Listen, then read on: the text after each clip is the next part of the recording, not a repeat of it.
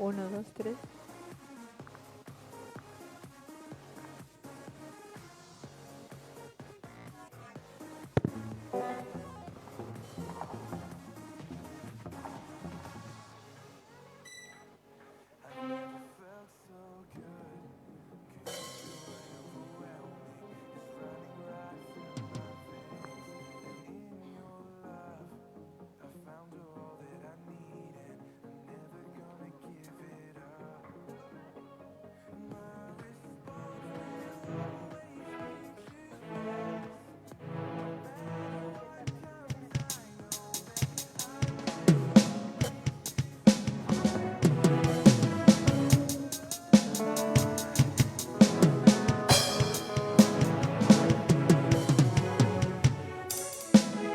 Uno, dos, tres, cuatro.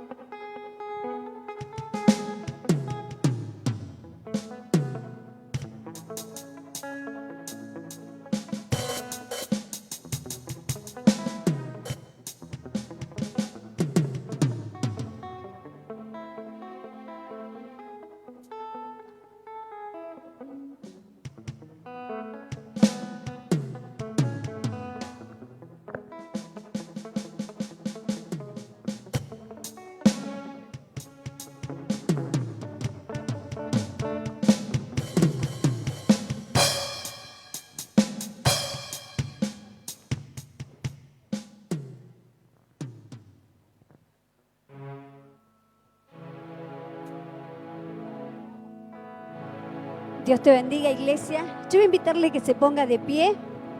Le damos la bienvenida a aquellos que nos siguen a través de las redes sociales. Hoy viernes, nuevamente aquí compartiendo esta reunión de oración y adoración. Y así vamos a prepararnos para adorar a Dios.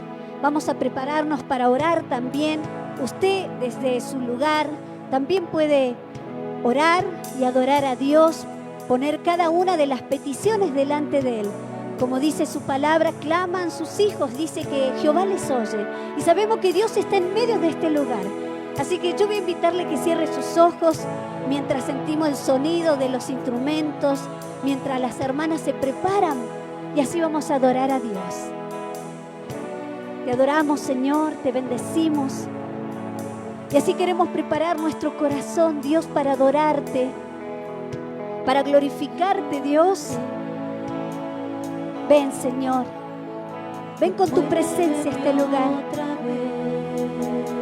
Te adoramos, Señor. He andado por desiertos muy perdido y confundido en laberintos de mi corazón. Adoraré, porque creo que después su espíritu vendrá con todo poder. Tocará y llenará con toda bendición. Amaré. Te adoramos, Señor. Muéveme otra vez. Te bendecimos, Rey. He andado por desiertos muy perdido y confundido. Y así queremos preparar, Señor, nuestros corazones para adorarte, para orar a ti, Señor, para clamarte. Creo que después Ven, Señor. tu espíritu vendrá con todo poder y tocará y llenará con toda bendición. Amaré, muéveme otra vez. He andado por desiertos muy perdido y confundido en laberintos de mi corazón. Adoraré.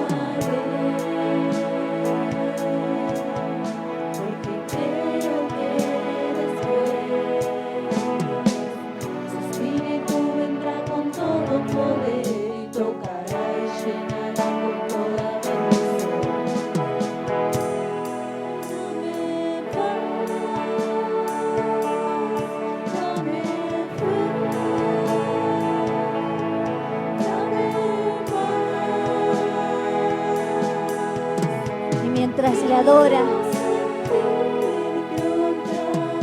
Mientras levanta su nombre en alto desde su lugar,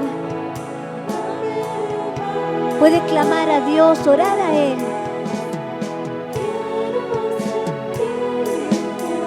Puede arrodillarse. Busque usted la forma y la manera que quiera orar a Dios, clamarle. Te adoramos, Señor.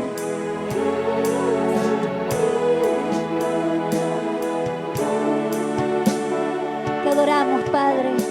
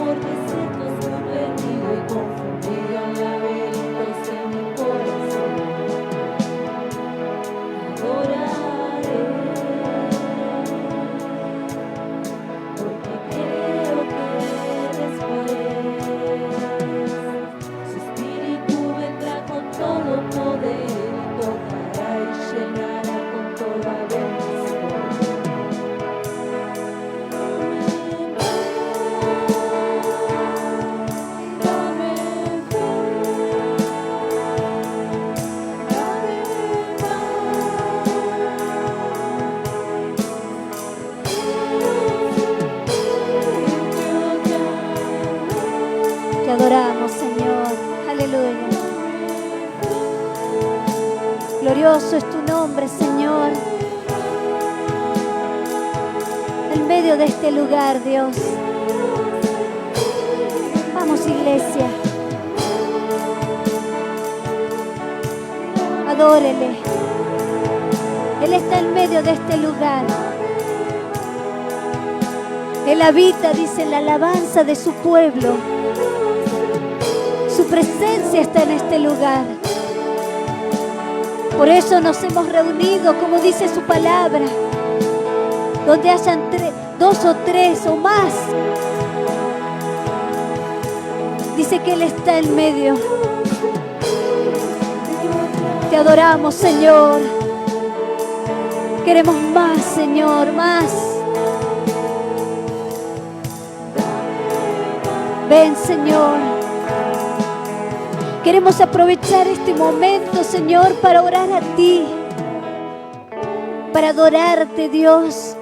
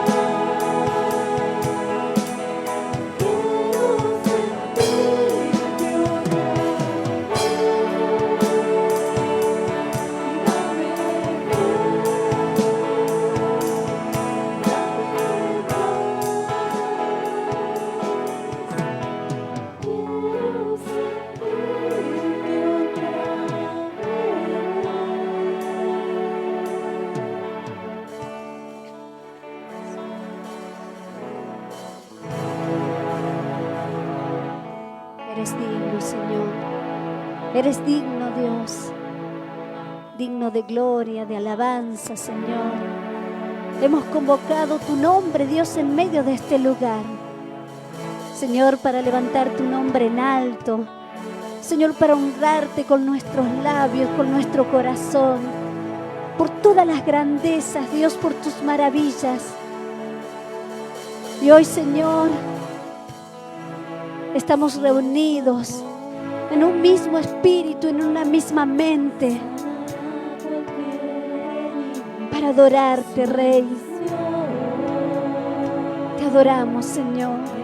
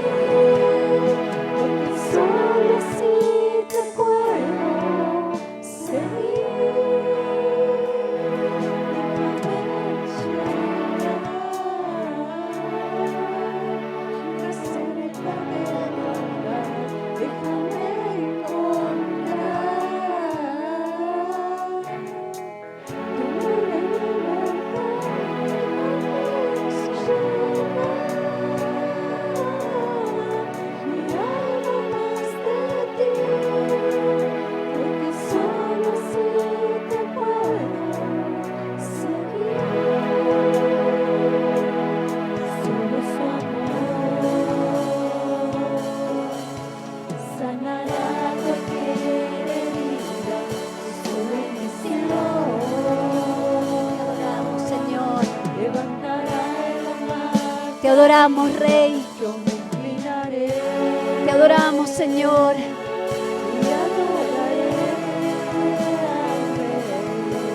Levantamos nuestras manos, Señor, delante de ti. Entonamos, Señor, esta adoración desde lo más profundo de nuestros corazones. Ven, Señor. Glorifícate, Dios, glorifícate. Glorifícate, Señor.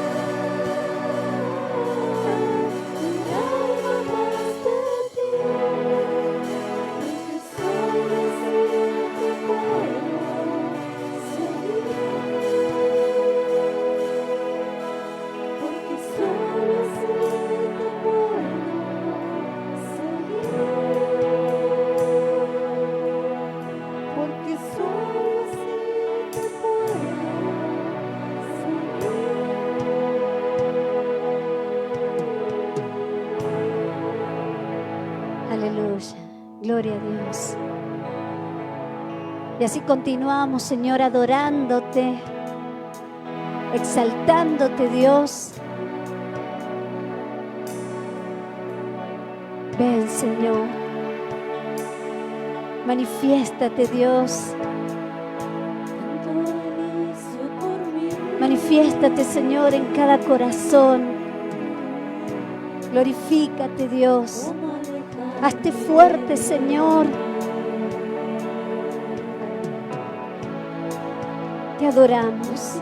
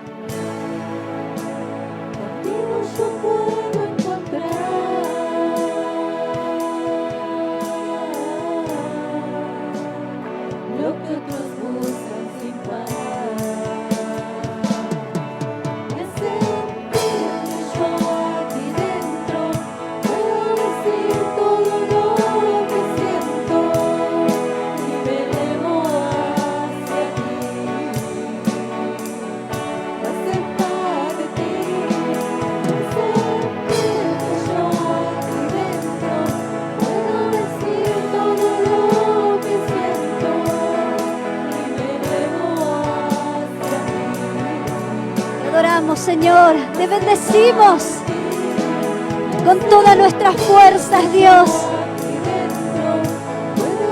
Ven, Señor, ven con tu presencia, Señor. Este es tu lugar, Dios. Toma este lugar, Señor. Tú eres el autor, Señor. Por eso, Señor, elevamos nuestra adoración delante de ti. Te adoramos. Ven, Señor, aún más.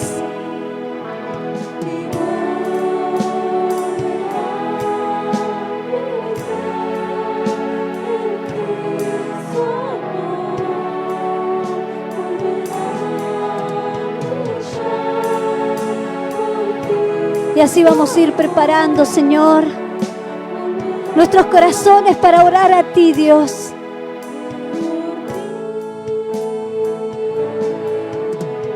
Porque esas son, Señor, una de las razones que estamos en tu casa. Hoy nos hemos presentado en este lugar, Dios. Padre, para poner en alto, Señor, cada necesidad, cada petición.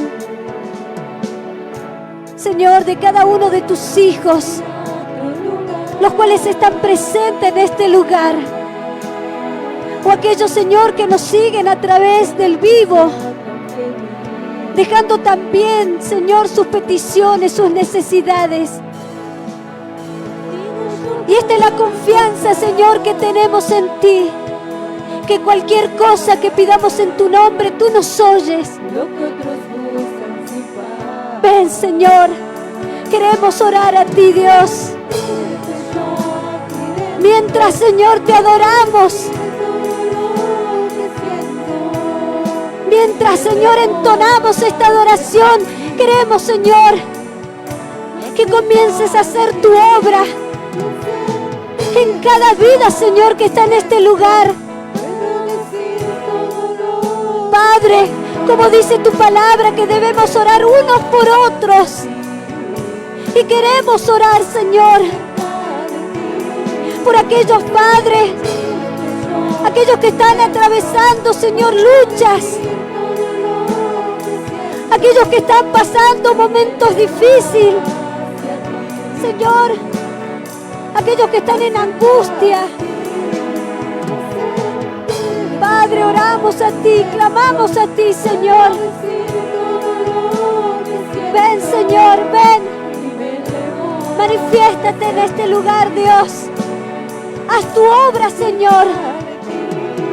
Manifiéstate, Señor, en medio de tu pueblo.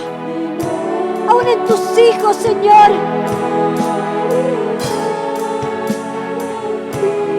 Clama lo justo, dice tu palabra, y tú nos oyes. Ven, Padre. Obra, Señor, en cada vida. Ven, Señor. Aquel que necesita un renuevo. Aquel que necesita fortaleza. Padre, concede, Señor, las peticiones.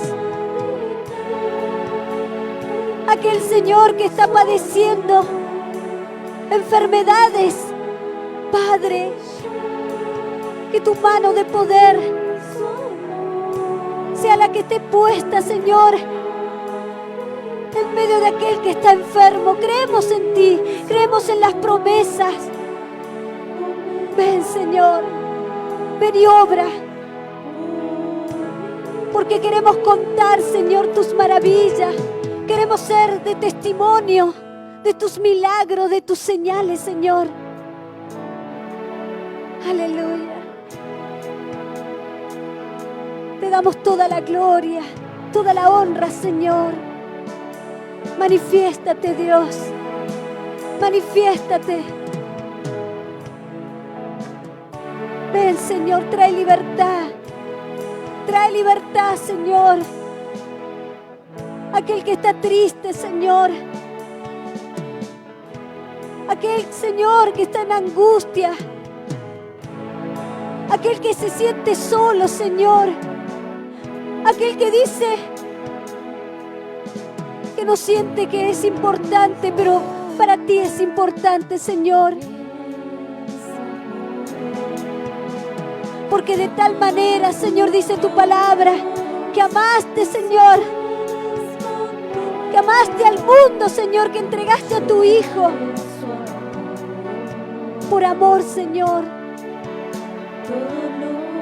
Ven, Señor. Te adoramos, Dios.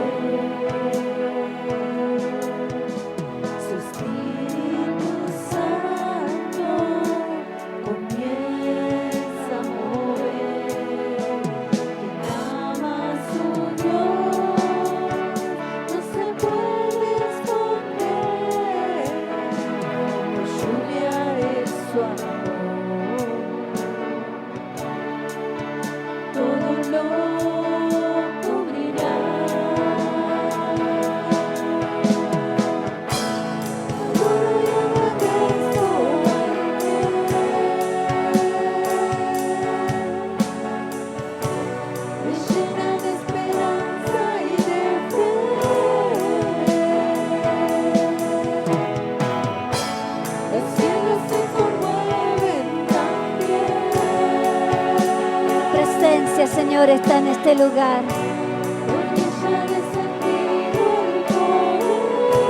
Ven, Señor. Te adoramos, Padre. Queremos ser hijos agradecidos, Dios. Queremos ser agradecidos, Señor, por habernos elegido, habernos escogido desde el vientre de nuestra madre. Gracias, Padre. Gracias, Señor, por tu amor y por tu misericordia y por tu perdón. Ven, Señor. Ven y derrámate, Señor, en cada corazón. Te agradecemos, Dios.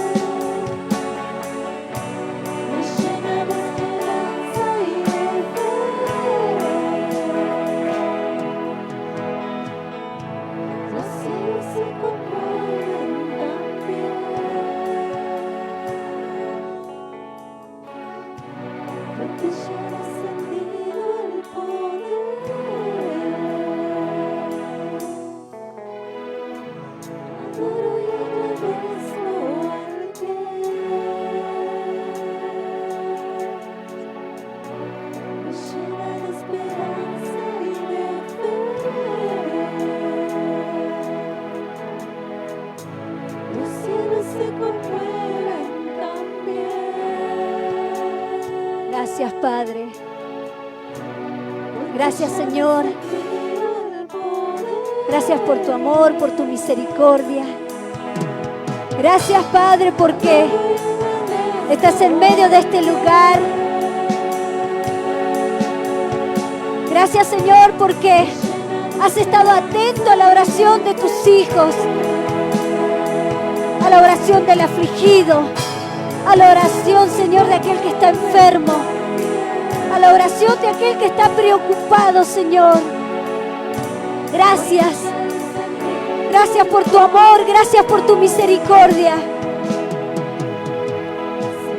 Gracias por permitirnos, Señor, una vez más, poder, Señor, inclinar nuestro rostro y poder orar a ti, Señor. Y sabiendo que tú vas a conceder las peticiones. Padre, tú conoces las necesidades de cada uno de tus hijos. Gracias, Señor. Porque hoy estamos en este lugar para bendecirte, para exaltarte. Padre, para darte toda la gloria y toda la adoración. Aleluya. Te adoramos, te adoramos. Te glorificamos, Dios. Te damos las gracias, Señor. Gracias, Padre. Y toda la honra y la alabanza sea para ti. En el nombre del Padre, del Hijo y del Espíritu Santo de Dios. Amén y amén. Vamos a darle un fuerte aplauso. Que sea bien glorioso. Aleluya.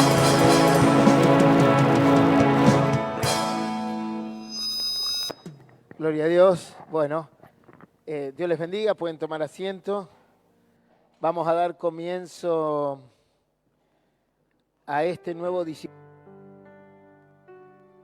Recuerden que a través de la página de Facebook, Modo Radio del Altísimo, pueden encontrar todos los discipulados, que hasta ahora son 5. Bueno, este se está grabando ahora. Y los estudios bíblicos vamos por el número 8, o sea 8. Calculamos tener una biblioteca importante, digital y virtual, de estudios y discipulados en el transcurso del año. Bueno, en el estudio anterior, este no es muy largo, es muy sencillo aparte, no requiere mayor profundidad.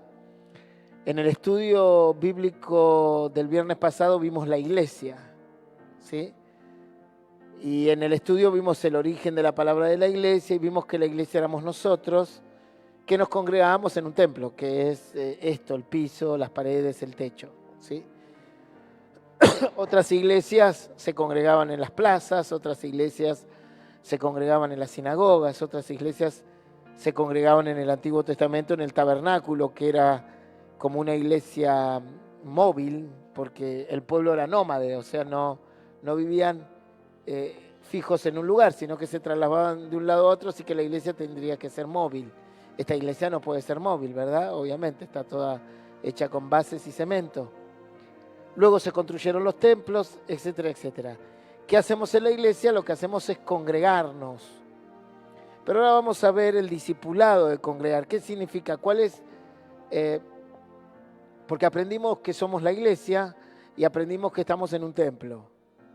Nosotros le llamamos a esto templo, Si vamos a una reservación en Ecuador, capaz que templo le llaman a una estructura hecha con madera y paja. Para nosotros este es nuestro templo y nosotros somos la iglesia. Ahora vamos a ver el concepto de congregarse, porque este es un concepto difícil de comprender cuando la persona se convierte por primera vez. Es difícil de comprender en aquellos que tienen mucho tiempo en la iglesia y es difícil de comprender para aquellos que de alguna manera tienen que invertir tiempo para lograr este objetivo, ¿sí? Y hay una gran lucha dentro de la iglesia que es si me congrego o no me congrego, o lo difícil que resulta para muchos este concepto de congregarse. La temática es simple: definición de congregación, referencias bíblicas, Jesús confirmando el concepto de congregarse y beneficios de los que son congregantes. ¿Cuáles son los beneficios que yo obtengo por ser un congregante? Bien, vamos a la definición, como siempre. Siempre partimos con esta temática de definir la palabra. La palabra congregarse significa hermandad, cofradía, son todos sinónimos, ¿sí? Comunidad, orden, regla, compañía, agrupación, asociación, reunión, asamblea o junta. Nosotros normalmente utilizamos de todas estas palabras esto, ¿sí? Normalmente la palabra cofradía se utiliza cuando hay una congregación de una secta o algún tipo de grupo muy cerrado. Entonces le dicen esto es una cofradía. O sea, se reúnen personas que si no tienen las mismas características no se pueden reunir. La única característica que nosotros tenemos para reunirnos todos juntos es que amamos a Cristo. Después no tenemos ni la estatura, ni el color de pelo, ni de piel, ni la raza, ni nada de eso es un impedimento, ni siquiera las relaciones sociales o culturales que tenemos, ni las formativas, ni el estatus que tenemos. El único sine qua non, o sea, la columna vertebral para que nosotros podamos hacer una reunión es tener a Cristo o venir a buscar a Jesús. Pero el concepto cofradía es más un lugar muy cerrado. Este término de congregarse, que se utiliza para traducir varias palabras hebreas con el sentido de reunión o asamblea o concurrencia. Es frecuente el uso en la forma de congregación de Israel para referirse al pueblo que otras veces es mencionado simplemente como la congregación. O sea, en el Antiguo Testamento se utilizaba esta palabra congregarse ampliamente, la van a ver en todos lados, y no solo se refería a congregarse en la iglesia, sino que se refería cuando el rey congregaba al pueblo para darle una noticia, cuando Moisés le decía al pueblo, bueno, hoy nos vamos a congregar porque tengo que darles un anuncio de parte de Dios, cuando las autoridades congregaban al pueblo, cuando el pueblo se congregaba para manifestarse en una queja o en un reclamo. O sea, la palabra congregarse en el Antiguo Testamento adquiere muchas variables, muchísimas, ¿sí? Hoy nosotros no usamos la palabra congregarnos para venir a quejarnos. Ni mucho menos yo los congrego a ustedes para decirles, bueno, vamos a arreglar el techo. Eso lo decimos en la reunión cuando nos congregamos para buscar al Señor, ¿sí?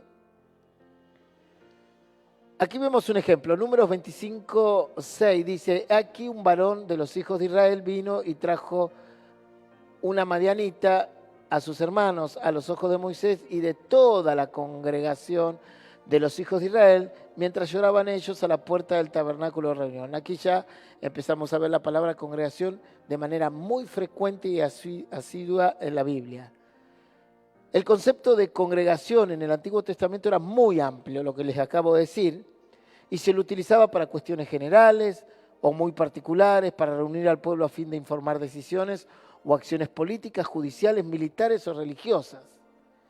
O sea, cuando un líder llamaba al pueblo y lo congregaba, era para cualquiera de estas acciones, religiosas, militares, judiciales, políticas, etcétera, etcétera. Ahora, el concepto actual ya no es para eso. Jamás yo congregué gente aquí para hablar de política, ni mucho menos de una acción militar, tampoco de una acción judicial, ¿sí? El concepto actual y del uso de la iglesia es reunirnos para buscar a Dios, eso es congregarse, ¿sí? Pero cuando usted lea el Nuevo Testamento, el Antiguo Testamento, va a ver que la palabra congregarse se utiliza para otras cuestiones, no solo para ir al tabernáculo a buscar a Dios, que sería como la iglesia, el simbolismo de la iglesia, sino que se lo utilizaba para informes o acciones políticas, judiciales, militares y religiosas. Podríamos decir que para nosotros son las religiosas, ¿no? Es para buscar a Dios en el templo u otro sitio específico, una campaña, una actividad al aire libre, que esté involucrada en las cuestiones religiosas o de nuestra fe, ¿sí? Bien. Vamos a las referencias bíblicas de congregarse como mandato de Dios. Lo que vamos a aprender hoy que el no congregarnos es una desobediencia a Dios, ¿sí? Nadie va a poner hoy en tela de juicio la cantidad de días que me tengo que congregar, si debo congregarme de lunes a lunes, de lunes a martes, de martes a miércoles, si la congregación tiene que ser un viernes, un sábado, un domingo. Lo que sí vamos a ver que dentro de los mandatos de Dios está el concepto de congregarme de forma periódica. Y ahora lo vamos a analizar con los versículos bíblicos. Salmo 65:4. Bienaventurado el que tú escogieres y atrajeres a ti para que habite en tus atrios. Está hablando del templo, ¿no? El atrio era un sector del templo. Seremos saciados del bien de tu casa, de tu santo templo. ¿Sí? Bueno, aquí vemos que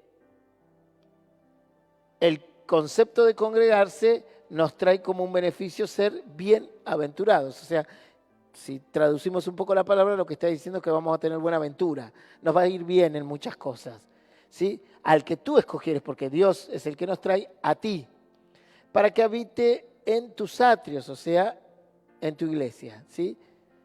Seremos saciados del bien de tu casa, de tu santo templo. Aquí el atrio era un espacio, voy a explicar lo que era el atrio, era un espacio amurallado, generalmente sin techo, dentro del tabernáculo de Dios o templo. Era un espacio dentro de la iglesia, ¿sí? Es un patio cerrado en el interior de algunas edificaciones. En la Biblia se utiliza la palabra refiriéndose mayormente al atrio del tabernáculo. En el templo construido por Herodes, se añadió un atrio más, de manera que había tres, uno para los gentiles, otro para los israelitas y otro para los sacerdotes. ¿Qué habían hecho los judíos? Construyeron una gran iglesia, un gran templo, ¿sí?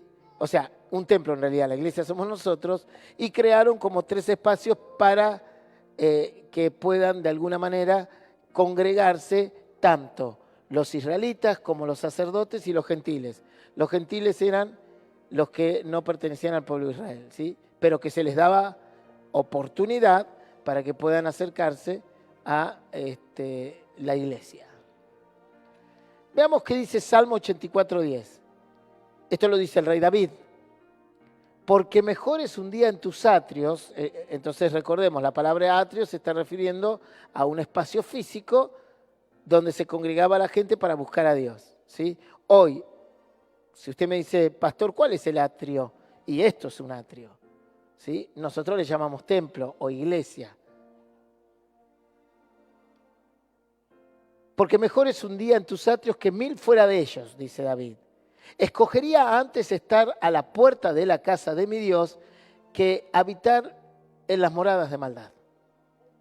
O sea, ahí David nos deja claro que es mejor estar en la iglesia que fuera de ella y habitar en ella. Claro, el concepto habitar no significa decir, bueno, pastor, entendí el versículo, me preparo un colchón y una cucheta y me quedo a dormir adentro de una de las aulas. No, el habitar significa el permanecer, el estar. Salmo 96:8. Dad a Jehová la honra debida a su nombre, traed ofrendas y venid a sus atrios.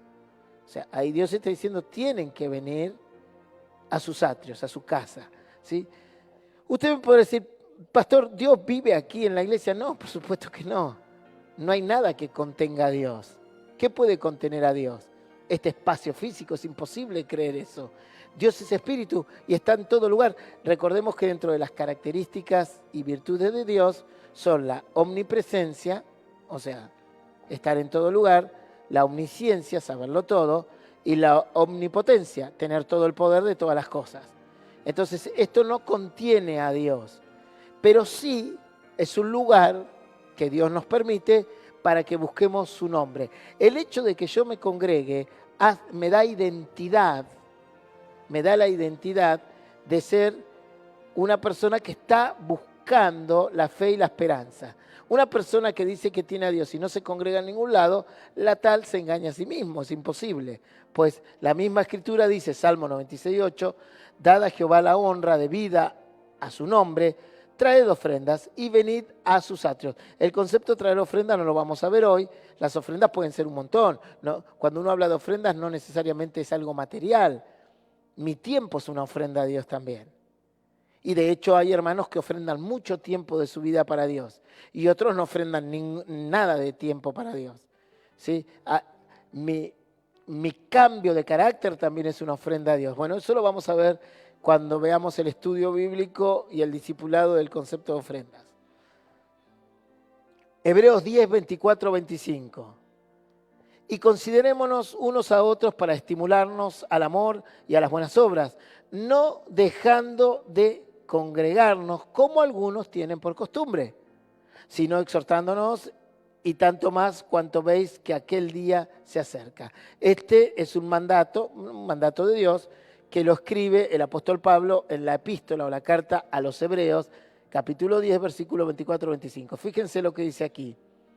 No dejando de congregarnos, o sea, la misma lucha que tenía el apóstol Pablo es la misma lucha que tenemos los pastores hoy en día, que por ahí tenemos hermanos que se congregan, desaparecen 2 meses, vuelven a aparecer, se van 1 año, vuelven a aparecer, se van 2 días y van fluctuando, olvidándose de este mandato de parte de Dios. Primero, se pierden estas bendiciones. Mejor es un día en tus atrios que 1000 fuera de ellos, ¿sí? El consejo que estamos recibiendo es un consejo directamente de Dios a través de David. Escogería antes estar en las puertas de la casa de mi Dios que habitar en las moradas de maldad. O sea, es preferible un día acá en la iglesia que los 1000 millones de años que podría llegar a tener en el mundo disfrutando del mundo. Y luego vemos, en contraste, lo que el apóstol Pablo le dice a la congregación de Hebreos. No dejen de congregarse como algunos tienen por costumbre, ¿sí? Sino exhortaos y tanto más cuanto veis que aquel día se acerca. O sea, está hablando igual del día del Señor, ¿no? Entonces, bueno, hoy vamos a poner la calefacción, subimos un poquitito mi micrófono. Ahí está. Entonces, aquí vemos que los hebreos tenían por costumbre no congregarse.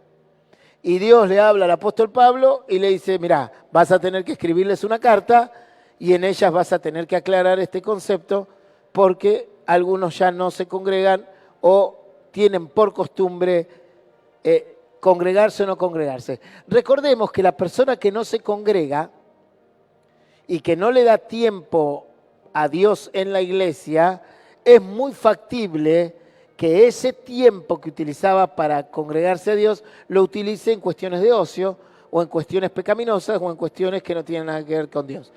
Algunos quizás no, digan, no, mire pastor, yo no me congrego porque trabajo todo el día. Pero el trabajo no es una excusa para no congregarme. Usted me podría decir, bueno pastor, dígame, ¿cuáles son los motivos para no congregarme? Pregúntemelo usted. Que estés internado en un hospital, ese es un motivo. O en cualquier lugar, ¿sí? Que te hayas tomado un tiempo de vacaciones, ese es un motivo por el cual podés estar excluido de una congregación. Que tengas que ir a visitar un enfermo, un pariente que está mal. Claro que hay motivos por el cual una persona puede en la semana o en 2 semanas o en 3 no congregarse, ¿sí? Pero después no existen casi motivos para el cual uno pueda decir, no me congregué. Y el trabajo no puede ser uno de ellos. No puede ser uno de ellos. Porque el trabajo lo vas a tener toda la vida. Entonces, si tu trabajo no te permite congregar, entonces jamás en la vida te congregarás. Por lo tanto, jamás podrás conocer el plan de Dios, ni siquiera los hermanos te van a conocer, ni siquiera obtener un beneficio de parte de Dios, que son los beneficios de aquellos que se congregan, ¿sí? Claro que hay excepciones a la congregación. Por ejemplo, una excepción es que donde estés no tengas iglesia. Entonces digas, bueno, yo no me puedo congregar, pastor, porque no tengo iglesia. Y las 2 iglesias que tengo a la vuelta de mi casa son de falsos profetas. Bueno, en ese caso te congregarás por las redes sociales hasta que llegue una iglesia que cumpla con los requisitos de ser una iglesia verdadera. Ya en el estudio bíblico anterior vimos los requisitos mínimos, que fueron 5 o 6, de que uno puede evaluar si la iglesia donde está es de Dios o no es de Dios. ¿Sí? Con errores, con defectos, con virtudes, etc. Deuteronomio 31, 11, 12. Cuando viniere todo Israel a presentarse delante de Jehová tu Dios, en el lugar que él escogiere, leerás esta ley delante de todo Israel a los oídos de ellos. Harás congregar al pueblo, varones, mujeres y niños, y tus extranjeros que estuvieren en tus ciudades, para que oigan y aprendan y teman a Jehová vuestro Dios, y cuiden de cumplir todas las palabras de esta ley. El Señor le dice a Moisés, decile que para escuchar mi palabra, para aprender de mí, se van a tener que congregar en el lugar que yo les diga. ¿Sí? Porque algunos dicen, no, bueno, pastor, yo busco a Dios donde... si Dios está en todos lados. Lo busco en la pieza, lo busco en la bañadera, ¿qué problema? Ahí está en todos lados. Sin embargo, Dios le dice a Moisés, no, yo voy a escoger el lugar y ahí van a venir a aprender de mi palabra, para que oigan y aprendan y logren obtener el temor a Dios, que ya lo vimos esto en santidad, y cuiden de cumplir las palabras de esta ley, o sea, la palabra de Dios. Entonces aquí vamos viendo que el concepto de congregar es un concepto que a veces lo tenemos como vago o como poco importante y resulta muy importante para el crecimiento y la vida de un creyente. Salmo 22, 22. Anunciaré tu nombre a mis hermanos en medio de ¿dónde? De la congregación. Te alabaré. Ahí será anunciado. Entonces, por ejemplo, yo no creo en la iglesia o en los predicadores que no se congregan y salen por YouTube, por ejemplo. ¿Por qué? Porque esos predicadores hablan de lo que no viven y de lo que no ministran. Cuando usted ve predicadores en YouTube que no tienen iglesia, que no tienen ovejas más que las que escuchan por las redes sociales, esas personas no tienen ni siquiera la menor idea de lo que es sostener una iglesia. No tienen ni siquiera el concepto de que si esta caldera deja de funcionar la tenemos que arreglar. No tienen ni idea lo que significa ministrar una vida todos los días y conocer a su oveja y saber sus defectos, sus virtudes y cómo ayudarle. No tienen absolutamente ni idea de lo que es pagar una luz, pagar el gas, que lo llamen por teléfono. Esa gente que ustedes lo ven predicando por YouTube, que no tienen congregación, simplemente gente que está en las redes sociales, son personas que no se ministran con nadie, son personas que uno no tiene el conocimiento. Jamás le van a decir a ese predicador, ¿sabe qué? Tu ovejita, ¿viste la que se congrega con vos todos los domingos? ¿Sabe dónde la vi? No, eso jamás se van a enterar de esas cosas. Y el pastor tiene que velar por esas cosas y cuando se entera de algo, llamar a su congregante y decir, che, mira, me enteré que te vieron anoche en este lugar. Y no es de testimonio, ¿es verdad o es mentira? Entonces, Salmo 22, 22 dice, anunciaré tu nombre a mis hermanos, en el medio de la congregación te alabaré. ¿Sí? Así que hay que tener cuidado porque hay mucha gente que se nutre por las redes sociales con personas que sí pueden hablar de la palabra de Dios, pero no tienen ni la más pálida idea de lo que es una iglesia, de lo que es sostener una iglesia, de lo que es estar dentro de una iglesia y el rol que tenemos que cumplir adentro del templo, digamos, ¿no? Y los horarios, las obligaciones, el cuidado, etcétera. Es fácil a veces prender un celular, una cámara y empezar a hablar. ¿Sí? Eso es fácil. Otra cosa es, después de apagar esa cámara, venir a arreglar los cerámicos, subirse al techo, como hacen o como hacemos muchos hermanos. ¿Sí? Cuidar las instalaciones, sufrir las situaciones, la violencia que puede sufrir la instalación, ¿sí? Y el concepto de ministrar a gente que está en una congregación. Muy bien. Ahora vamos a ver que Jesús mismo reafirma la necesidad de congregarnos. Es Jesús el que da mucho hincapié a esta cuestión. Mateo 21, 12, 14. Y entró Jesús en el templo de Dios y echó fuera, está hablando de la estructura física, ¿no? Y echó fuera a todos los que vendían, compraban en el templo y volcó las mesas de los cambistas y las sillas de los que vendían palomas y les dijo, escrito está, mi casa, casa de oración será llamada, mas vosotros la habéis hecho cueva de ladrones. Y vinieron a él en el templo ciegos y cojos y los sanó. ¿A dónde vinieron? Al templo. O sea, Jesús vio la iglesia, o sea, el templo, y vio que era un desastre, un caos, ¿sí? Que nadie cumplía el rol que se tenía que cumplir en el templo. Que la gente que iba al templo no iba ni siquiera a congregarse para hacer lo que hay que hacer en el templo, sino que hacían todo lo contrario. Vendían, compraban. O sea, ¿el templo para qué fue creado? Si yo le pregunto a usted, ¿para qué fue creado el templo? Para que sea una iglesia, pastor. Perfecto. El templo fue creado, la construcción edilicia, vamos a tomar este templo ahora que está en la Valle Viruti, fue construido para que sea una iglesia. O sea, para que venga gente a buscar a Dios.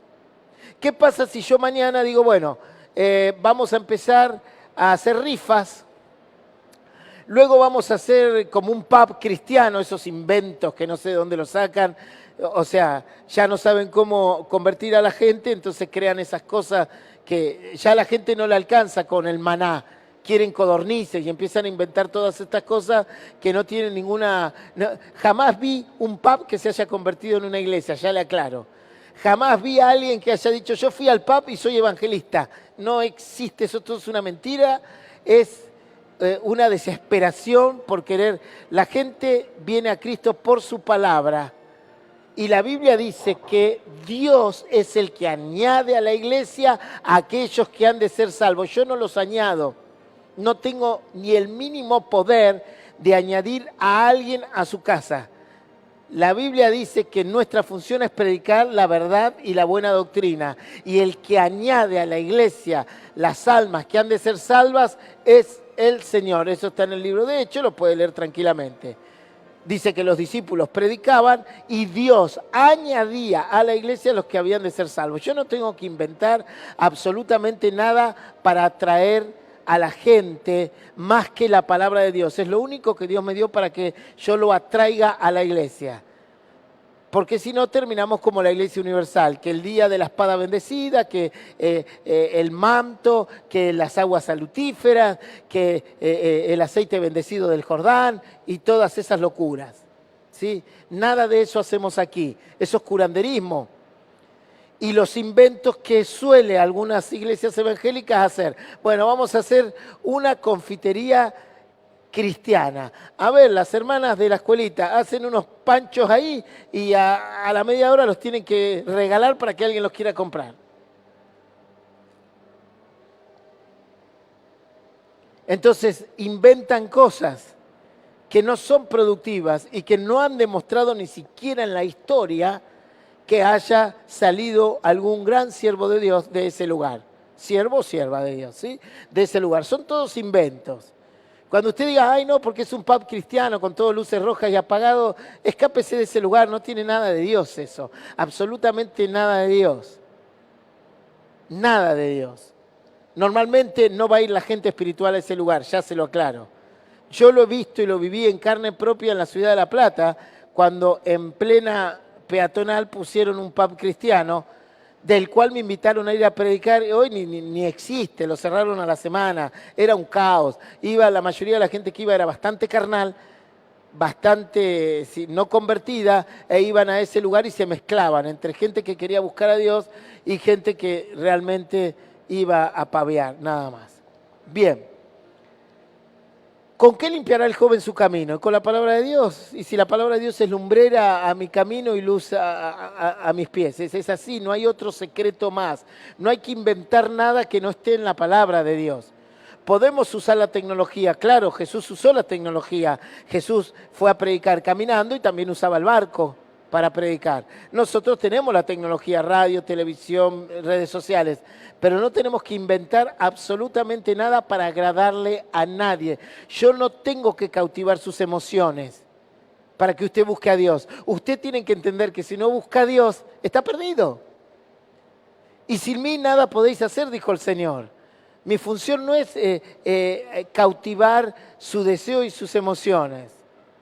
Porque si no, mañana viene un hermano y dice, ay, a mí me encanta el licuado, entonces tengo que comprar una máquina de licuado para que él quiera venir a la iglesia. Y otro agarra y dice, ay, pastor, a mí me encantaría que la iglesia sea una piscina, tengo que construir una piscina para que vengan los hermanos que les gusta bautizarse todos los días. Entonces, no estamos para agradar, estamos para predicar la palabra. Y Dios añade los que van a ser salvos. Entonces Jesús entra, vio que el templo era un caos, ¿sí? Que vendían, compraban, era un negocio adentro del templo, un negocio. No tenía la función de iglesia, no cumplía la función de congregarse para alabar a Dios. Entonces dice que volcó todo, tiró todo en repudio, fue un repudio que hizo, y les dijo, escrito está, mi casa, el templo, es casa de oración, tiene que venir la gente a orar. Tiene que venir la gente a que yo los sane. Será llamada, mas vosotros la habéis hecho cueva de ladrones. Esto puede ser el templo como mi propio corazón, porque mi cuerpo es templo del Espíritu Santo, o sea, lo podemos llevar también a mi vida personal. Y vinieron a él en el templo, o sea, se vinieron a congregar, y ciegos y cojos, y él los sanó.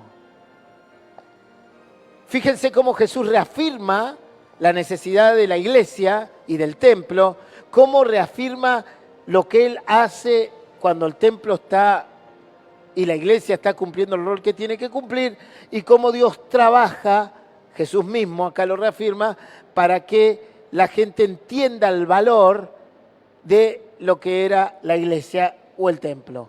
Mateo 21:15, pero los principales sacerdotes y los escribas, viendo las maravillas que hacían,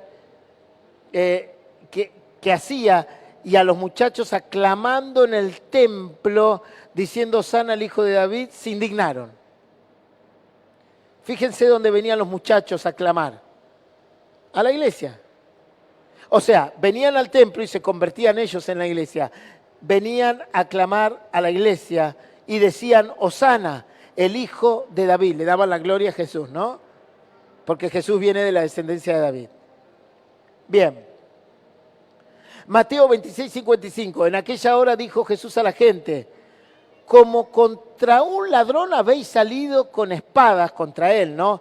Y con palos para prenderme. Cada día me sentaba con vosotros enseñando en el templo y no me prendisteis.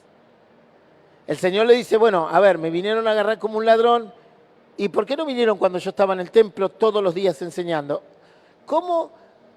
Cada día me sentaba con vosotros enseñando en el templo. ¿Dónde enseñaba el Señor? En la iglesia. En el templo. Todos los días. Ahí estaba Jesús. Porque uno dice, pastor, hay pocas historias de Jesús, ¿verdad? O sea, comparado con los 33 años de vida que tuvo, prácticamente de su infancia no se habla nada, muy poco. De su mediana juventud no se habla prácticamente nada.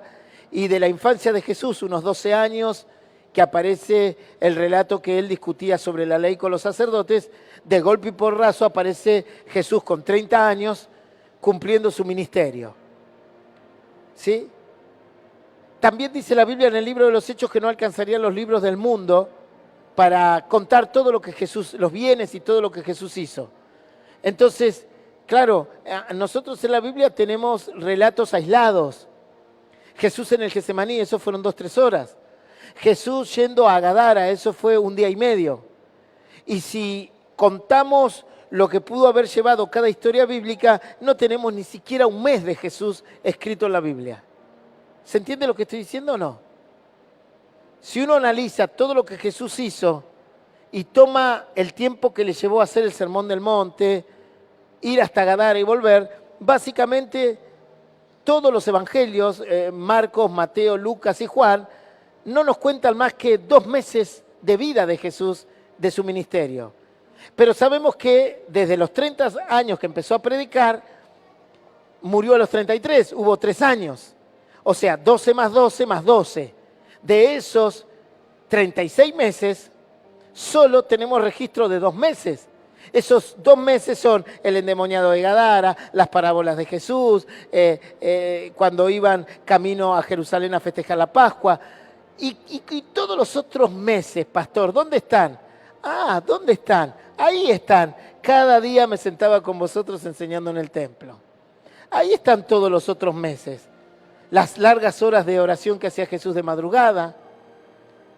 Está el concepto que dijeron sus discípulos, que si contásemos todo lo que vimos de Jesús, no alcanzarían los libros de la tierra.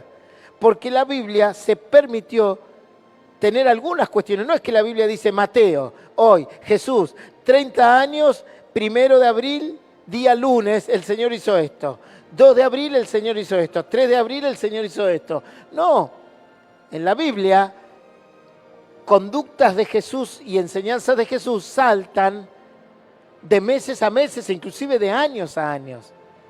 No sé si se entendió esto, pero si alguno no lo entendió, levante la mano, lo vuelvo a explicar. Esto es muy importante.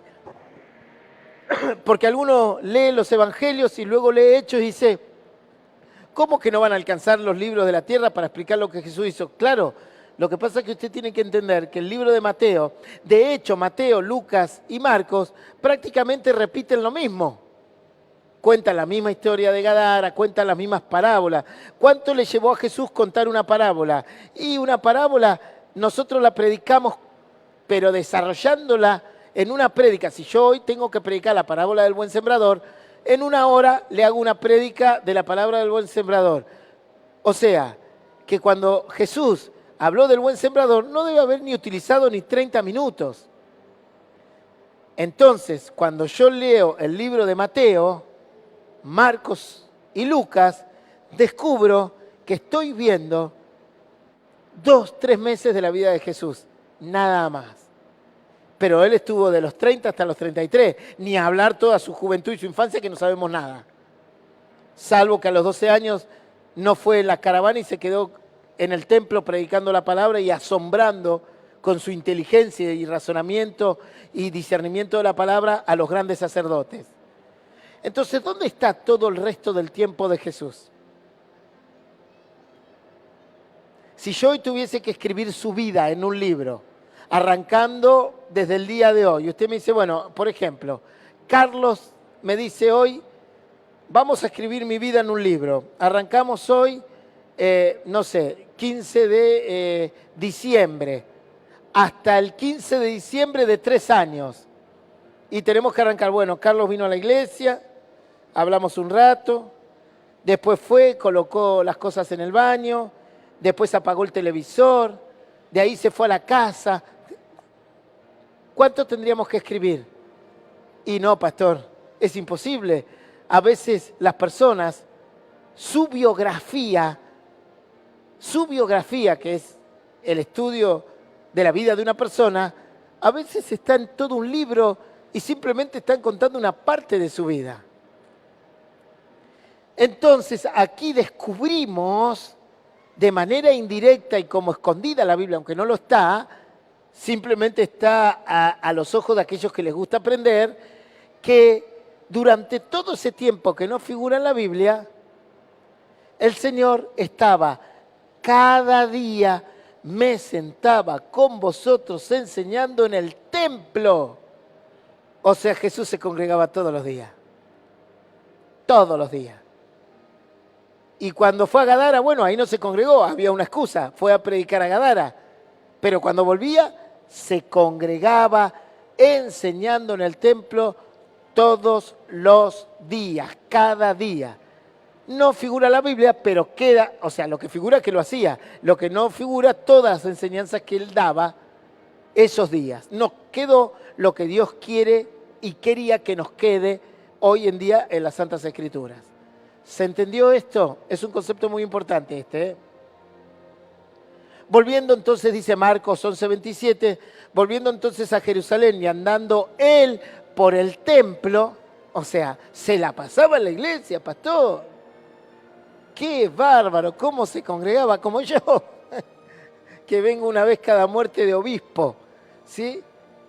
Volviendo entonces a Jerusalén, o sea, Jesús volvió a Jerusalén. ¿Y a dónde se fue? Y se fue a predicar. Volvía de Jerusalén, estaba en Judea, así que volvía de Samaria, volvía de Galilea, y cuando volvía decía, no, la semana que viene voy al templo, porque bueno, recién llego, pastor, hasta que saco las valijas, desarmo, la semana que viene vuelvo, ¿eh? Dice que él volvía de Jerusalén y ya se iba al templo. Vinieron a él los principales sacerdotes, los escribas y los ancianos. Y cuando él llegaba, ahí nomás venían todos, los sacerdotes, los escribas y los ancianos. Querían aprender, querían saber más. ¿Sí? Querían más de la palabra. Y nosotros hacemos igual, ¿verdad? Llegó el pastor para arreglar el techo. Estoy comiendo un asadito, pastor, en Guanaique. Espéreme tocando la flauta. Ya voy a llegar. ¿Entiende? Dice que enseguida lo esperaban para ir con él al templo a escucharlo. ¿Entienden el concepto profundo de congregarse? Y Jesús muchas cosas no las dijo con sus palabras, pero las dejó implícita y explícitamente entendibles a través de sus conductas. Por eso dice la Biblia que somos testimonios vivos y a veces un acto habla más que 1000 palabras, ¿verdad?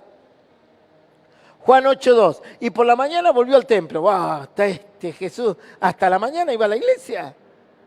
Pastor, mañana quiero culto a las 8 de la mañana acá y a las 10 de la mañana. Solo voy a estar. ¿Verdad? Y por la mañana volvió al templo y todo el pueblo vino a él y sentado él les enseñaba. Resulta que Jesús se congregaba todos los días, ¿sí? Juan 18:20, Jesús le respondió, yo públicamente he hablado al mundo, siempre he enseñado en la sinagoga y o sea que salía del templo y se iba a otro mini templo, la sinagoga, ¿sí? Salía de una iglesia y se iba a otra. O sea, de un templo y se iba a otro. Las sinagogas eran como pequeños templos chiquitos. O sea, él iba al templo grande donde iba mucha gente y después que terminaba de enseñar, dice, ¿y ahora dónde voy? Me voy a la sinagoga de la esquina, a la otra sinagoga del otro barrio a predicar. ¿Sí? Donde se reúnen todos los judíos y nada he hablado en oculto. Ahí está. ¿Sí? Yo quiero ser como Jesús, pastor. Bueno, empieza a congregarse, como hacía él, mínimamente. Ahora vamos a ver los beneficios. Esto es el final ya, los beneficios. No era muy largo. O sea, si yo buscaba los versículos de congregarse, hay, no sé, 300 por lo menos. Y versículos implícitos a congregarse, hay muchos más. Por ejemplo, el apóstol Pablo dice que cuando se fue a Efeso vivía en la iglesia. Y estuvo 1 año en la iglesia de Efeso hasta que reunió a su copartícipe Bernabé y se fueron al primer viaje misionero. ¿Sí?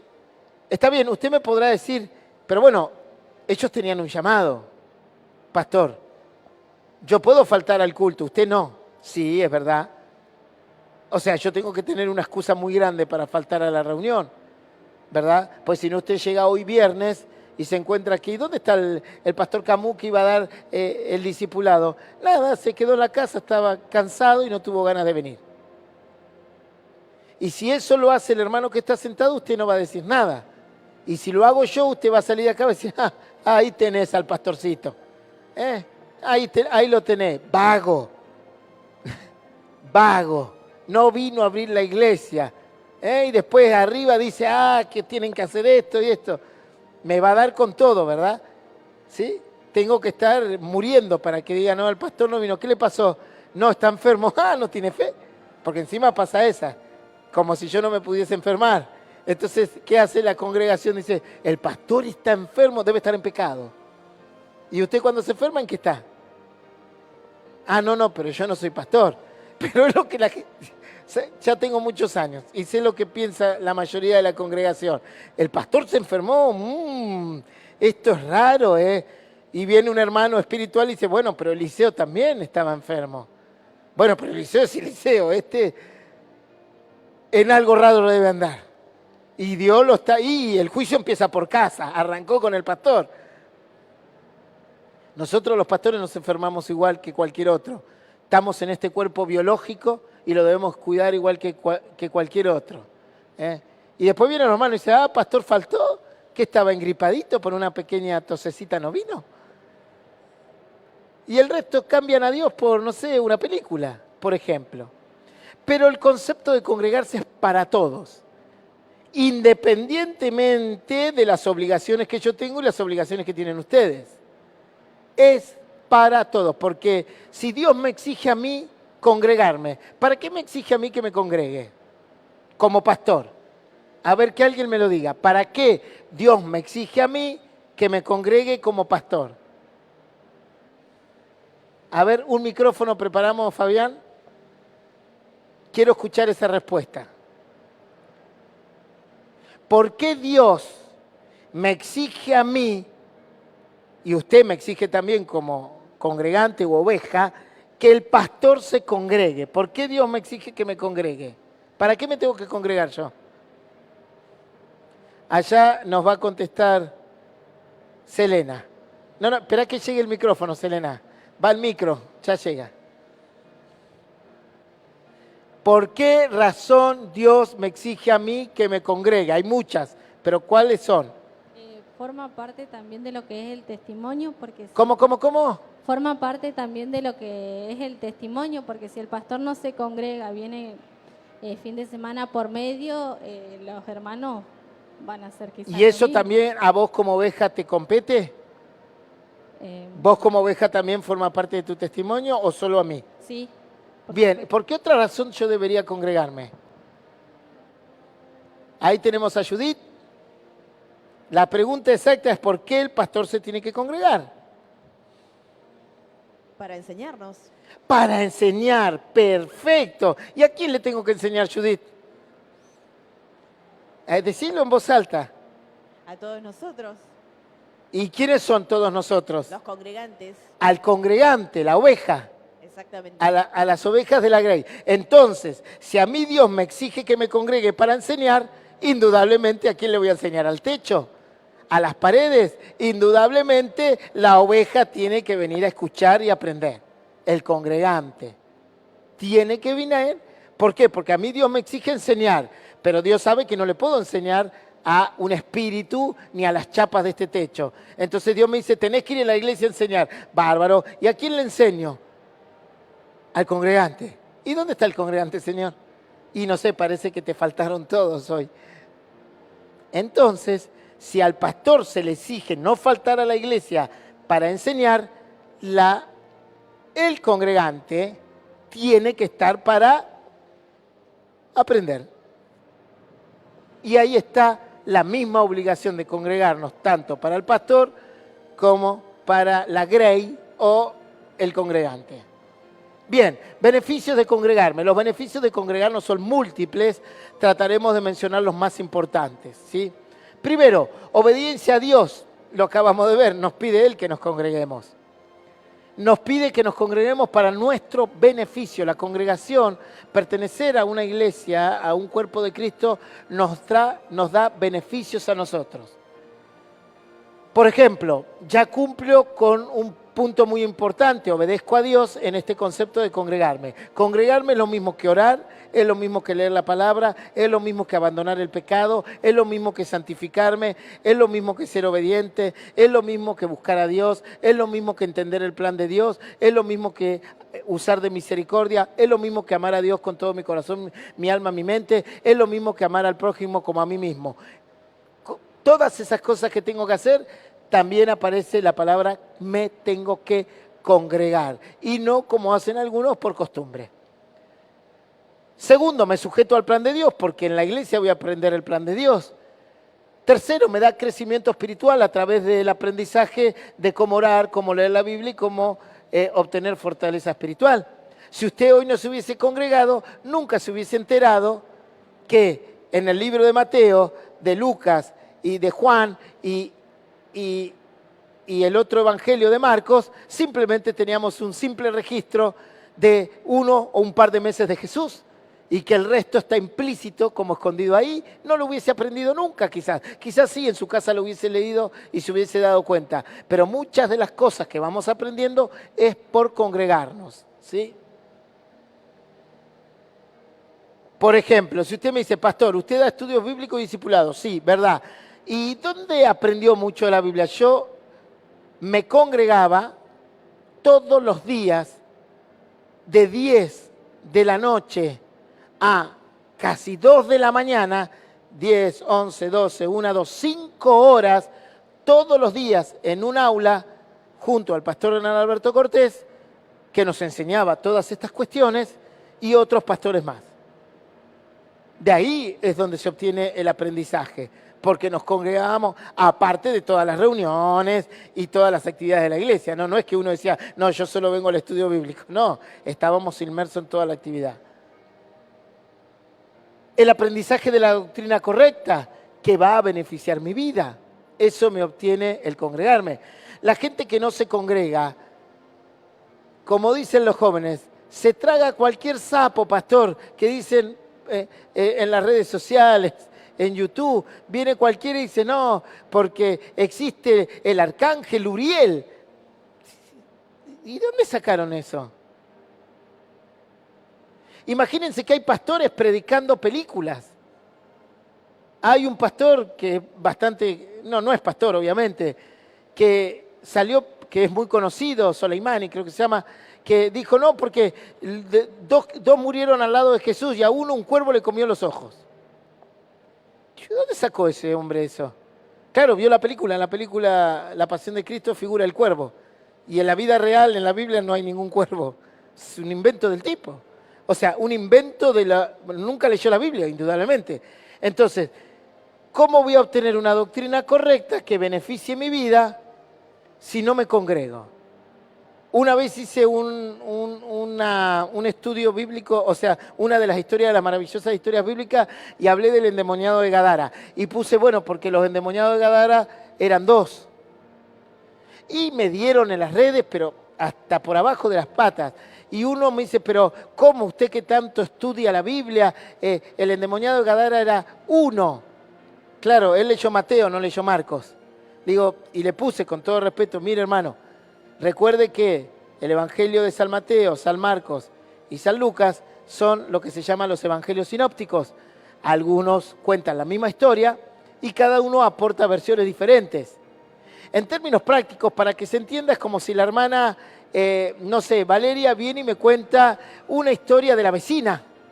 Y después viene otra hermana y me cuenta la misma historia, pero se ve que ella vio otras cosas que Valeria no vio. Y después viene otra hermana y se ve que vio la historia completa, porque estaba dentro de la casa, y agrega lo mismo que dijo Valeria y que dijo la otra hermana, pero lo cuenta con más detalle. Entonces le digo al hermano, anda a leer el libro de Marcos y vas a ver que eran 2 los endemoniados de Gadara en 1. Y se ve que fue, lo leyó, y luego por YouTube me pone, disculpe, usted tiene razón, los endemoniados de Gadara eran 2. Le digo, porque se quedan... Entonces, el aprendizaje de la doctrina correcta que va a beneficiar mi vida, lo vamos a tener a través de congregarnos y aprender. Beneficio de congregarme. Conocimiento de la palabra de Dios y la voluntad para mi vida. Conocimiento de los hermanos de mi existencia y mis necesidades. El concepto de congregarme es un concepto también preventivo. Las personas que se congregan y tienen problemas pueden rápidamente avisarle a los hermanos que oren por ellos, que les ayuden, que les sostengan. ¿Cuántas veces trabajamos en estas cuestiones de las necesidades de los hermanos? ¿Sí? No sé, algún hermano que esté enfermo y otro hermano dice, yo te acerco hasta el hospital. La vez pasada un hermano tuvo un problema cardíaco y lo primero que hizo es llamar a otro y fue y lo llevó al hospital. Si yo tengo una persona que no conozco, ¿cómo la puedo ayudar? si nunca vino? No sé ni quién es, ni qué hace. Tampoco yo puedo ir a la casa de todos a visitarlos, eso es una locura y no tiene ni sentido de ser, porque no me alcanzaría la vida para ir visitando a cada uno en su casa y estar metiéndome en su hogar y en su intimidad. Por lo tanto, usted tiene acceso a los hermanos a través de la iglesia. Y no le recomiendo que se anden visitando todos los días, porque así es como surge el chusmerío. Y aparte no todos son hermanos. No vaya a ser que le abra la puerta a un lobo. Así que tenga cuidado a quien visita. No va a ser la primera vez que una hermana le abre la puerta a un hermano y el hermano quiere manosear a la hermana. Y esto me pasó a mí en 28 de noviembre como pastor. Cuando yo siempre advierto, tengan cuidado con la gente que entra a su casa. A ver, una cosa es un amigo de la infancia, es un amigo de la adolescencia, del estudio, cuando usted fue a la facultad o lo que haya hecho, o de 30 años en su trabajo. Y otra cosa es cuando nos vamos conociendo como hermanos. La cultura nuestra es muy dispar, muy diferente, los objetivos son muy diferentes. ¿Qué me une a mí, a ustedes? Cristo. ¿Qué me une a Él? Cristo. Cuando Él no tenga a Cristo no me une más nada. No hay una relación entre su cultura y mi cultura, no hay una relación entre su trabajo y mi trabajo. En el único lugar que lo vería a él, si no es cristiano, es en una camilla, él acostado y yo como doctor mirándolo a ver qué tiene. Pero hoy sí nos une algo, nos une la hermandad en Cristo.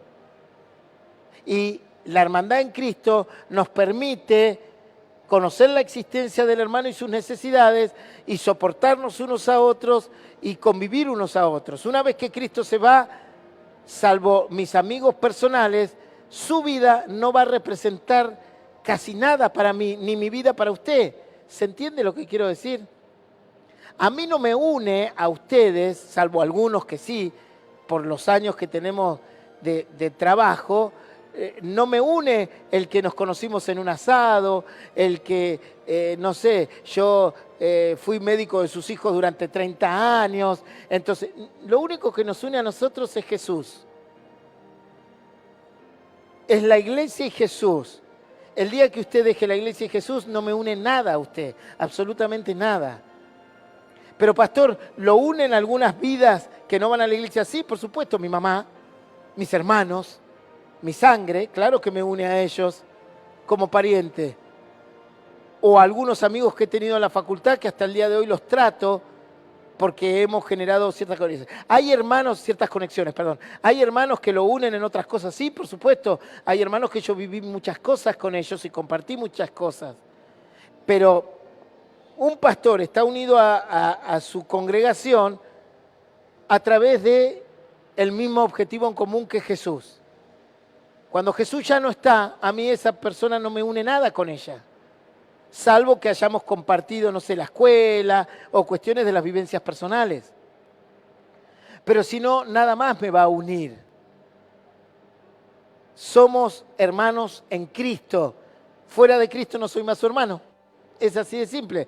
¿Usted es mi hermano pastor? Sí, lo dice la Biblia. ¿Por qué? Porque tenemos a Cristo en el medio, que nos une como hermanos. Y si algún día usted no tiene más a Cristo, o yo no tengo más a Cristo, por decisión propia, dejamos de ser hermanos, por supuesto. Completamente. ¿Entiende eso? Entonces, el conocimiento de la hermandad, de mi existencia y mis necesidades, me trae muchos beneficios en la congregación. Cuando yo me siento mal, enseguida agarro el teléfono y digo, hermanos, oren por mí. Clamen por mí. Búsquenme en oración para que Dios les muestre por qué orar por mí.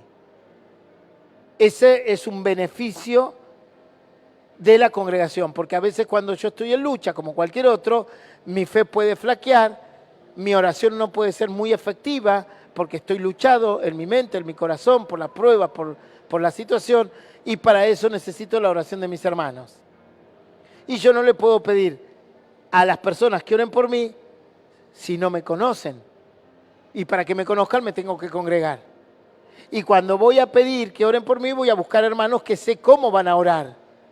Porque la Biblia nos enseña a orar. En un momento dice, pedid y no recibís porque pedís mal.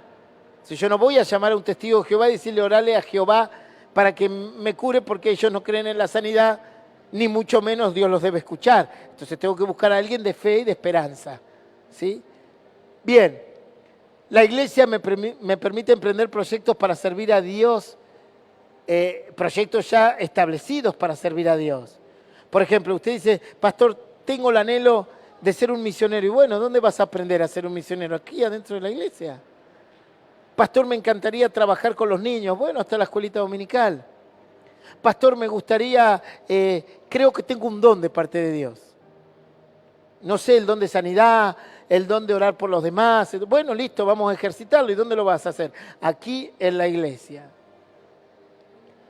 Trabajar en comunidad con otros y tener sentido de pertenencia. Usted ya no está solo, pertenece a esta congregación.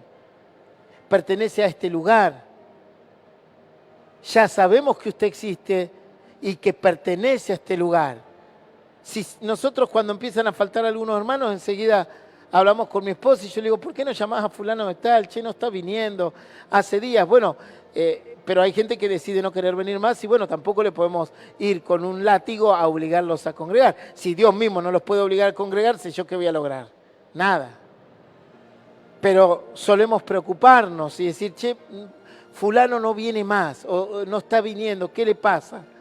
¿Sí? Eso se llama sentido de pertenencia. Guiar a mi familia en valores morales y correctos. Congregarnos nos va a permitir enseñarle a nuestros hijos lo que es correcto, los buenos valores. Y algunos que se congregan ya de grande van a decir, hijo, mirá, yo te enseñé esto y lo enseñé mal.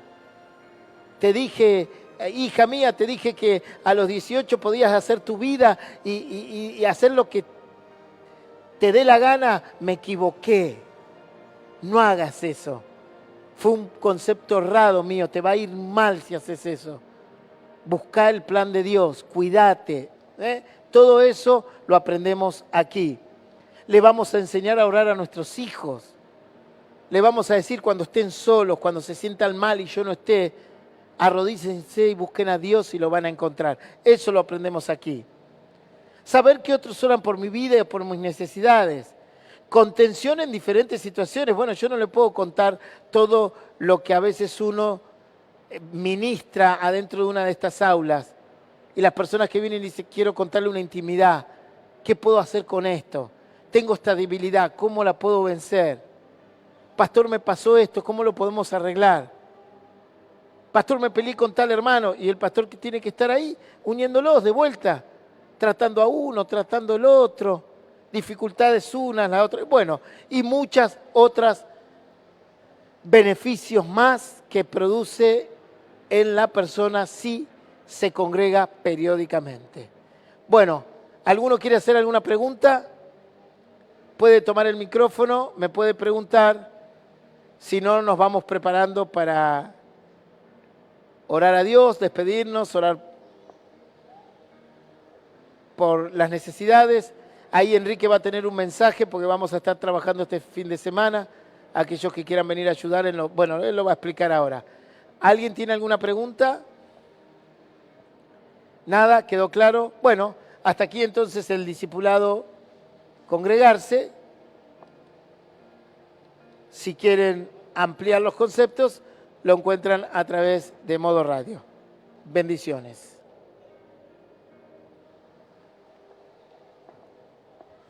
Gloria a Dios. Amén, iglesia. Voy a invitarte que te puedas poner de pie. Ha llegado el momento también donde vamos a orar por cada uno de los diezmos, por cada una de las ofrendas. Aún por aquellos que dan de su tiempo para trabajar en la obra de Dios. Como bien mencionaba recién hace unos segundos el pastor, queremos dejarle una invitación para este domingo. A todos aquellos que quieran acompañar al hermano Carlos Barbosa, se va a estar renovando el tema del piso. Se han quebrado algunos cerámicos. Y aquellos que quieran dar su tiempo para la obra de Dios van a ser bienvenidos. Y bueno, otro grupo nos vamos a abocar a la parte del techo, que todavía seguimos corrigiendo algunas falencias por algunas goteras que tenemos. Ya hacia mi izquierda ya se ha solucionado, así que ahora vamos por la parte derecha. Así que comentarte que es ahí donde va tu diezmo, donde va tu ofrenda, donde va tu donación. Y sabes que la palabra de Dios dice, amado, mi deseo es que sea prosperado en todo lo que emprendas. así como prospera tu alma.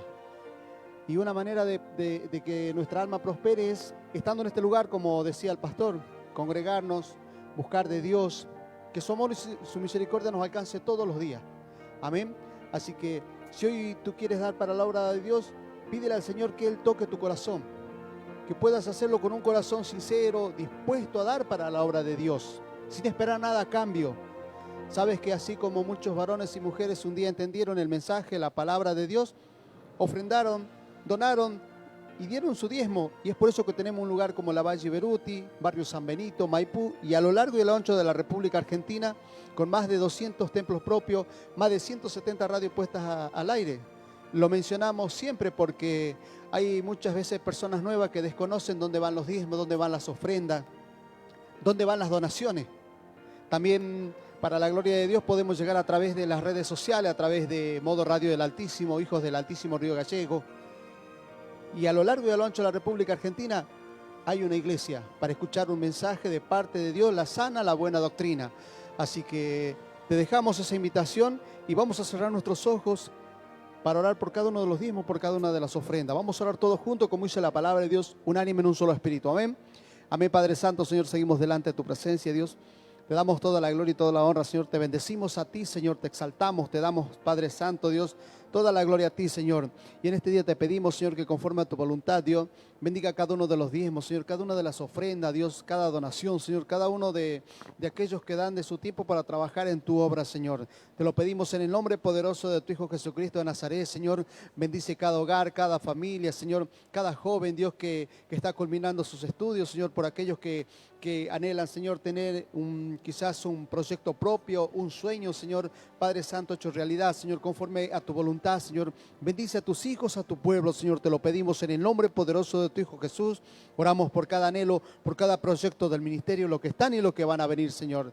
Con un fuerte aplauso desatamos bendición de lo alto, en el nombre del Padre, del Hijo y de tu Espíritu Santo. Amén y amén. Dale un fuerte aplauso, iglesia, en esta noche. Te invito a que puedas tomar asiento mientras tú das tus diezmos, tú das tu ofrenda. Qué bueno es estar siempre en movimiento, ¿no? La palabra de Dios se mueve constantemente y nosotros debemos movernos también para trabajar en la obra de Dios, así que tú te puedes acercar. En unos minutos más vamos a ir coordinando, porque también ya se viene el tema de la pintura. Queremos renovar la pintura en la iglesia, acá en la parte interior y en la parte exterior también. Tenemos algunos hermanos que ya están arreglando un poco las paredes, así que el Señor dice, te bendeciré y debemos ser de bendición nosotros. Amén. Ya nos vamos a ir despidiendo con una alabanza. Voy a invitarte que te puedas poner de pie y nos puedes acompañar con tus palmas. Nos vamos a ir con gozo en nuestro corazón. Amén. Vamos, que se escuchen tus palmas. Aleluya, Jesucristo Rey. Aleluya, Jesucristo Rey.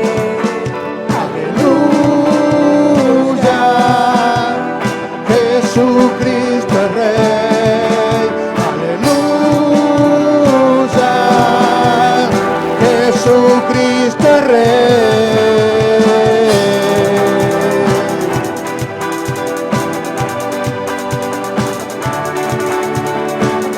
Sea la gloria el que vive, sea la gloria el que reina, sea la gloria a Él. Sea la gloria el que vive, sea la gloria el que reina, sea la gloria a Él. Sea la gloria el que vive, sea la gloria el que reina, sea la gloria a Él. Sea la gloria el que vive, sea la gloria el que reina, sea la gloria a Él. Aleluya, Señor. Jesucristo Rey, aleluya, Jesucristo Rey. Proclamaremos, declararemos que Jesucristo es Rey. Proclamaremos, declararemos que Jesucristo es Rey. Vamos, que se escuche tu voz. Declararemos que Él es el único Rey de Reyes y Señor de Señores. Proclamaremos, declararemos que Jesucristo Rey. Proclamaremos, declararemos que Jesucristo Rey. Sea la gloria a Él, sea la gloria a Él, sea la gloria a Él, sea la gloria a Él, sea la gloria a Él, sea la gloria a Él, sea la gloria a Él, sea la gloria a Él. Dale un grito de victoria. Así nos despedimos con la paz del Señor. Que Dios te bendiga.